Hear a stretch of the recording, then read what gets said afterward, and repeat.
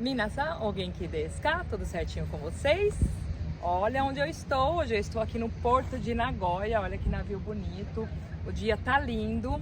E eu vim aqui hoje para gravar para vocês o quarto vídeo da série Porque eu, brasileira, sem descendência japonesa, decidi morar no Japão. Para quem não assistiu os outros vídeos, eu aconselho que assista para poder entender o contexto. Então, no outro vídeo, eu prometi para vocês que eu ia dizer qual foi o meu maior mico cometido nesse país. Olha lá, eu estava uma semana aqui no Japão, não conhecia nada, não tinha tradutores naquela época. Para a gente ver um tradutor, era uma vez por mês. Eu não tinha aqueles dicionários, aqueles dois dicionários, aquele verde e o vermelho que vocês conhecem. Na época eu não tinha esse dicionário. Quem é da minha época vai saber. Eu cheguei no mês de julho. Julho e agosto no Japão são 2 meses extremamente quentes. E me convidaram para ir pescar. Bom, eu não sou muito chegada em pescaria. Eu fui, porque era tudo novo para mim e eu queria conhecer. Então, como o Brasil é um país tropical extremamente quente, e lá estamos acostumados a usar short e blusa regata, eu achei que no Japão não era diferente. E foi aí que eu paguei o meu maior mico. Olha aí o vídeo. Pessoal, foi assim que eu paguei o maior mico da minha vida nesse país chamado Japão.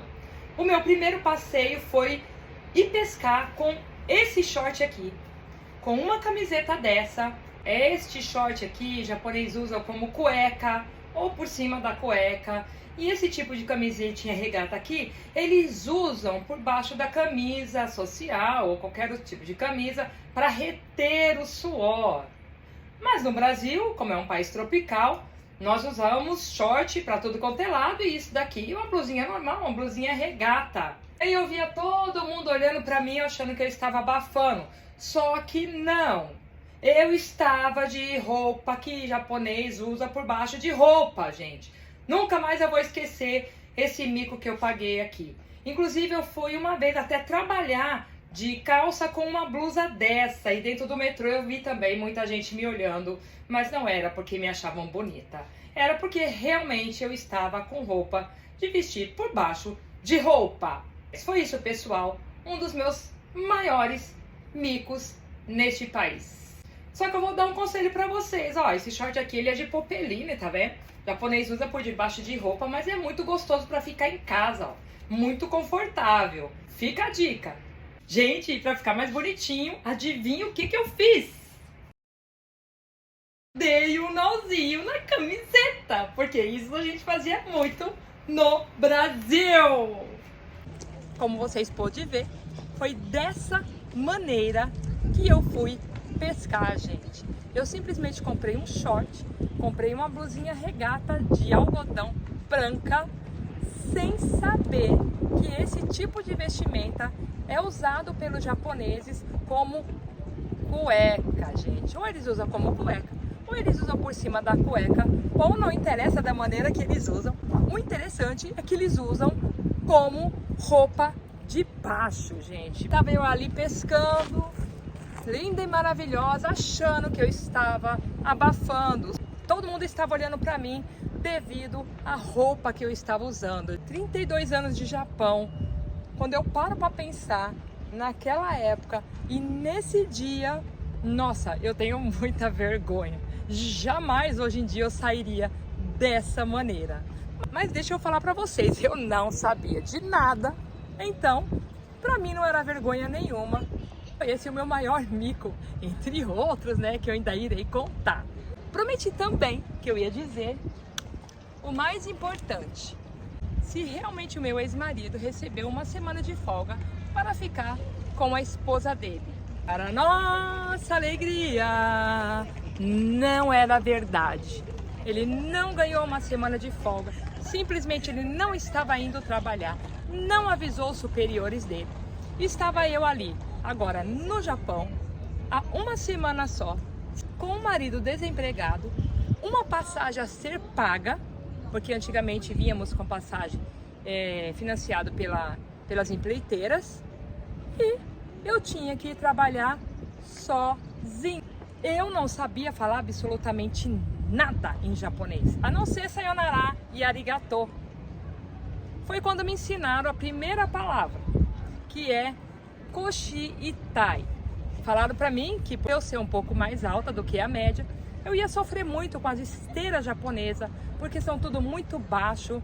A pia de lavar louça é muito baixa. Vou mostrar pra vocês como que eu lavo minha louça em casa. Gente, viu como que isso daqui é baixo pra lavar louça? Isso porque eu coloquei uma torneira mais alta, porque geralmente é aqui, ó.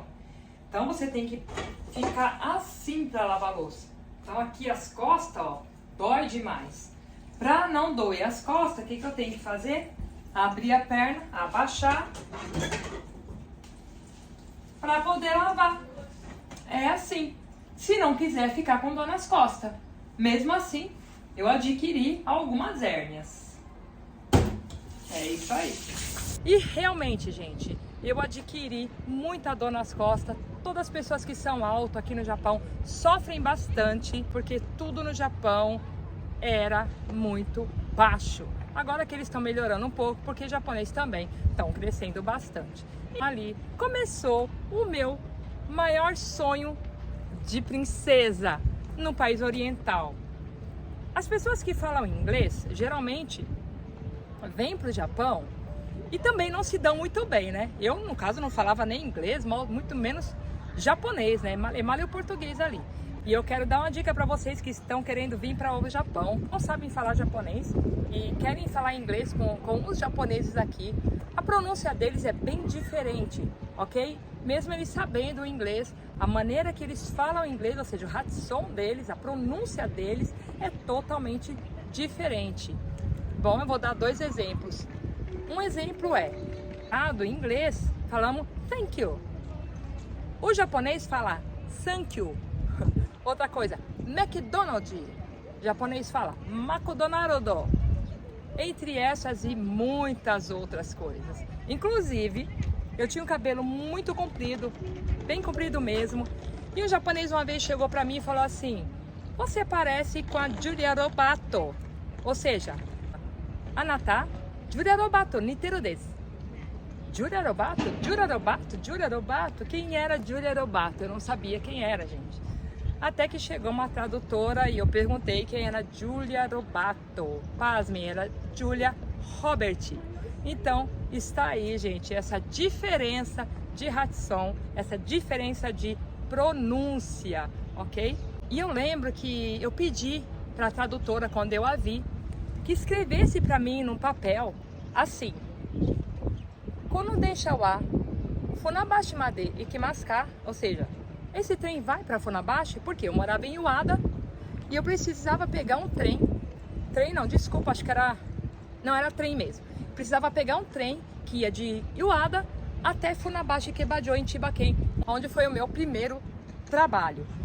Eu me recordo que era mais ou menos umas 6, 7 estações. E como que eu fazia? Eu chegava na estação do trem, mostrava para um japonês aquela escrita, se aquele trem passava em Funabashi, se ele abaixasse a cabeça, falasse que sim, eu entrava dentro do trem. E também se ele falasse que não, ou eu pegasse algum trem errado, eu ia me ferrar, né, gente? Porque eu não ia saber falar. Graças a Deus, eles me ajudavam sempre que eu precisava.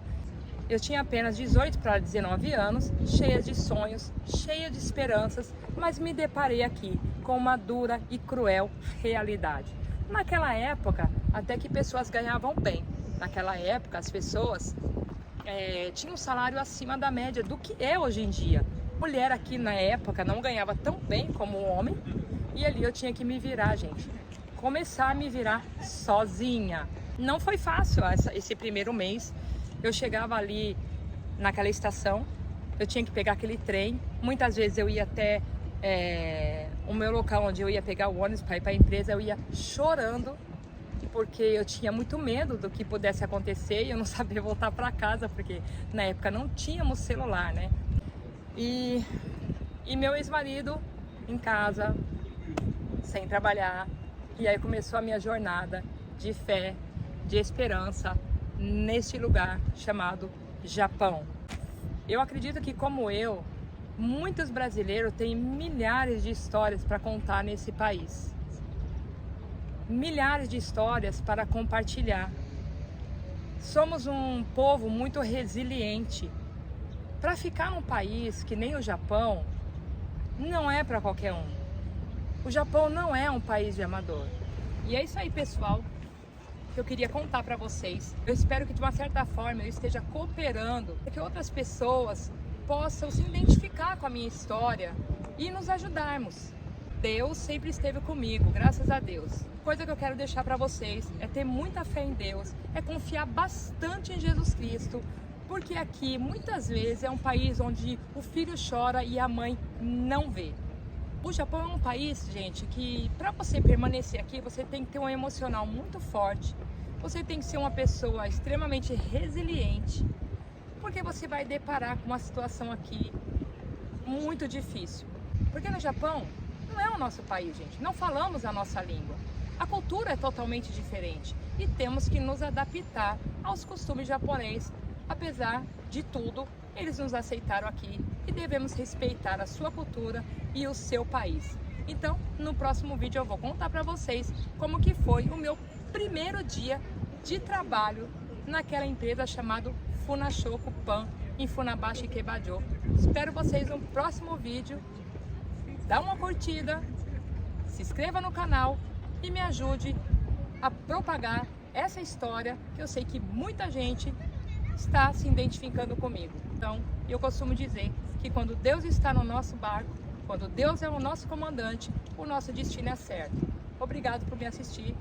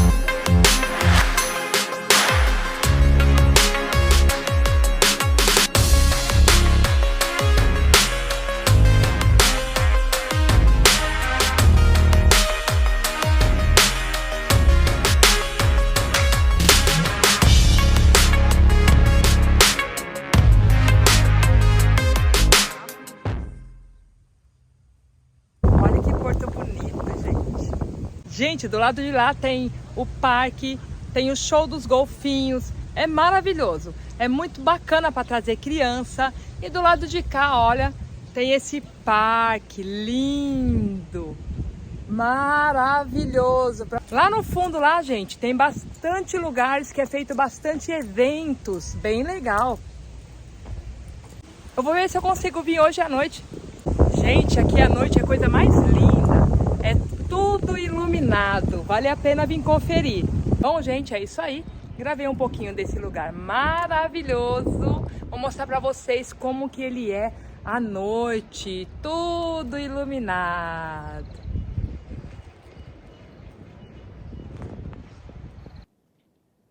Como prometido, vim aqui agora à noite para filmar aquele navio que eu filmei à tarde para vocês verem como é lindo ele à noite, gente. Olha que lugar maravilhoso. Ali atrás fica o parque.